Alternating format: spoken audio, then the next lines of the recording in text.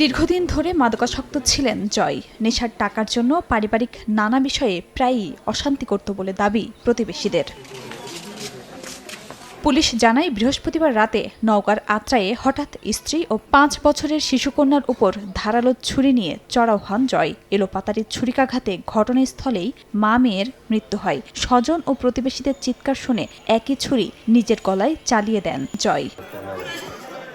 এদিকে জামালপুরে ১৫ বছর আগে বিয়ে হওয়া তাহমিনা ও তাইফুরের মধ্যে পারিবারিক কলহ চলে আসছিল। এর জেরে অস্ত্র দিয়ে তাহমিনার ওপর হামলা করে হত্যা করে স্বামী তাইফুর। পরে বিছানায় মরদেহ রেখে পুড়িয়ে ফেলার চেষ্টা করে। খবর পেয়ে ফায়ার সার্ভিস এসে আগুন নেভায় এবং পুলিশ মরদেহ উদ্ধার করে। স্বামী বইয়ের মায়েরা আগুন ধরাই দিচ্ছে, এটা শুনে আমি আসলাম।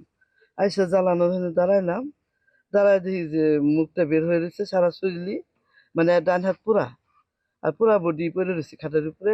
একটা নিরীহ মেয়ের যেভাবে হত্যা করছে, এটার মানে এটার যাতে ফাঁসি হয় এই ধরনের একটা আমরা বিচার চাই। স্থানীয়দের সহযোগিতায় অভিযুক্ত স্বামীকে আটক করে পুলিশ। পারিবারিক কলহের জেরে হত্যাকাণ্ড হতে পারে বলে ধারণা পুলিশের। পারিবারিক কলহের কারণে স্বামী তার স্ত্রীকে হত্যা করেছে এবং হত্যার পর লাশ গুম করার জন্য জ্বালিয়ে দেওয়ার, আগুন দিয়ে পুড়িয়ে দেওয়ার চেষ্টা করেছিল। তাইফুর সুপ্রিম কোর্টের আইনজীবী বলে জানান স্বজনরা। এই দম্পতির 2টি সন্তান রয়েছে। খাদিজা স্বপ্না, সময় সংবাদ।